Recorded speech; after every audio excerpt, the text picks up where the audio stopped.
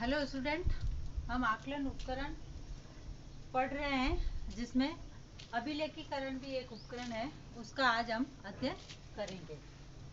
सबसे पहले अभिलेखीकरण का अर्थ जान लेते हैं। यानी व्यापक और लिखित रूप, व्यापक और लिखित विवरण अभिलेखीकरण कहलाता है।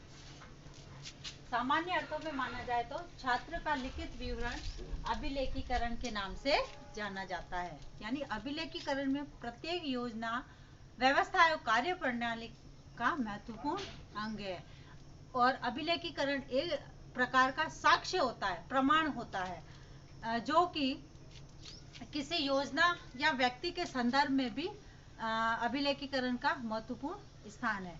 अभिलेखीकरण की प्रक्रिया में छात्रों से संबंधित सूचनाएं प्राप्त की जा सकती है तथा विशेष से उसकी स्थिति के बारे में भी ज्ञान प्राप्त किया जा सकता है। यानी अभिलेखीकरण वह माध्यम है जिसके जरिए हम छात्र की विषय से संबंधित जो है उपलब्धियां है, विषय से संबंधित जो स्थिति है उसका ज्ञान प्राप्त कर सकते हैं। जैसा कि प्रोफेसर एस के दुबे ने कहा है कि मूल्यांकन प्रक्रिया में अभिलेखीकरण उस नींव के पत्थर की भांति है जिस पर छात्र के सर्वांगीण विकास का भवन बनाया जाता है। यानी इन्होंने कहा है कि उस नींव का पत्थर है अभिलेखीकरण, जिस पर छात्र का जो भवन का निर्माण यानी सर्वांगीण विकास रूपी जो भवन है, उस भवन का निर्माण किया जाता है, उस भवन को बनाया जाता है।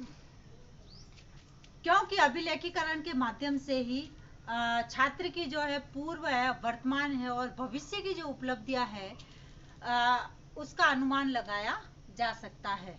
इससे यह स्पष्ट होता है कि शिक्षा के क्षेत्र में मूल्यांकन महत्वपूर्ण स्थान रखता है, अभिलेखीकरण महत्वपूर्ण स्थान रखता है। यानी इसके जरिए जो है विद्यार्थी की जो है वर्तमान की है, भविष्य की है, इन सब की उपलब्धियों का अनुमान लगाया जाता है। और इससे स्पष्ट होता है कि शिक्षा के क्षेत्र में जो मूल्यांकन और अभिलेखीकरण है उसका महत्वपूर्ण स्थान है। अब है मूल्यांकन प्रक्रिया में अभिलेखीकरण का क्या महत्व है। मूल्यांकन प्रक्रिया में अभिलेखीकरण का महत्व सबसे पहले है, जैसे अभिलेखीकरण से मूल्यांकन प्रक्रिया है उसकी कार्य योजना का क्रमबद्ध एवं सुसंगठित चित्र प्रस्तुत किया जाता है। यानी जो कार्य योजना है, कार्य योजना उसका एक सुसंगठित रूप से चित्र प्रस्तुत करना अभिलेखीकरण के माध्यम से। फिर है दूसरा, इससे छात्र से संबंधित जो पूर्व की सूचना है वह प्राप्त होती है, जिससे उसकी वर्तमान की जो योजना है वह निश्चित होती है। यानी अभिलेखीकरण के द्वारा पूर्व की सूचनाएं प्राप्त करते हैं, पूर्व की सूचनाएं प्राप्त करना। अब जब पूर्व की सूचनाएं हम प्राप्त करेंगे तो उसके जरिए जो है उसका वर्तमान जो स्थिति है, वर्तमान की योजना हम निश्चित कर सकते हैं। फिर तीसरा है, इसके माध्यम से अन्य छात्रों के लिए भी भावी मूल्यांकन योजना का स्वरूप निश्चित किया जा सकता है। यानी अन्य छात्रों के लिए, अन्य छात्रों के लिए भावी योजना निश्चित करना, भावी योजना निश्चित करना। फिर जो है अभिलेखीकरण के माध्यम से हम छात्रों की जो है प्रत्येक विषय की स्थिति का ज्ञान किया जा सकता है। यानी कौन से विषय में छात्र की स्थिति कैसी है, उस चीज का हम अभिलेखीकरण के माध्यम से पता लगा सकते हैं।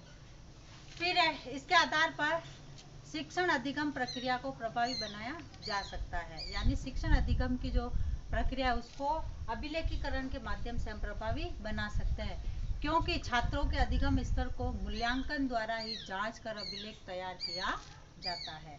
जैसे विद्यालय में जैसे first test, second test, third test, वार्षिक है, अर्धवार्षिक है, इस तरीके की जो मूल्यांकन परीक्षाएं होती है उसी के आधार पर उनका रिजल्ट तैयार होता है तथा उसी के आधार पर उनकी जांच कर उसका अभिलेखीकरण तैयार किया जाता है तथा उसकी स्थिति का ज्ञान होता है। उसके बाद है यह छात्रों के सर्वांगीण विकास के लिए आवश्यक है, क्योंकि उसमें छात्रों के प्रत्येक पक्ष से संबंधित सूचनाओं का अभिलेख तैयार किया जाता है।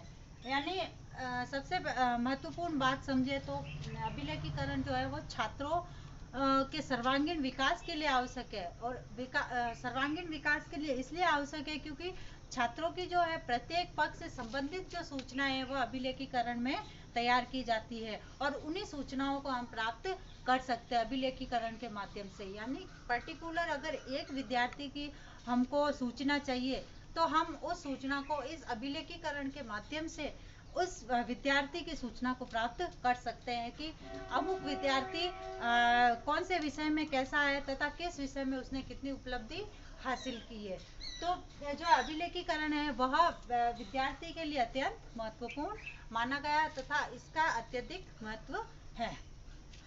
अब एक विशेष सूचना जो कि हम सभी जानते हैं, वर्तमान समय में जो संपूर्ण विश्व है, पूरा विश्व कोरोना जो एक महामारी है विकराल रूप धारण कर चुकी है, उससे जूझ रहे हैं तथा हम सबका भी कर्तव्य बनता है कि हम इस सब में अपना सहयोग प्रदान करें। अब ये सहयोग हम कैसे दे सकते हैं कि जैसे अगर हम घर से किसी कारणवश बाहर जाते हैं तो बाहर जाते समय आते जाते एनी टाइम अपने मुंह पे मास्क रखना है। उसके बाद जो है जैसे बाहर जाते हैं तो सामाजिक जो दूरी है, सोशल डिस्टेंस का ध्यान रखना है तथा उस डिस्टेंस को ध्यान में रखते हुए हमको 6 फीट की दूरी किसी भी व्यक्ति से बनाए रखना है। फिर तीसरी और अहम बात जो है, बार बार साबुन से हमको हाथ धोने हैं और अगर किसी दरवाजे या किसी कुर्सी या किसी भी जगह पे जैसे अपन हाथ लगाते हैं तो उन हाथों को बार बार सैनिटाइज भी करना है। इसी तरीके से हम अगर थोड़े से कुछ उपाय करके अगर इस महामारी से बचा जा सकता है तो आइए हम सब इसमें बचाव के लिए सहयोग करें तथा भारत में सहयोग दें।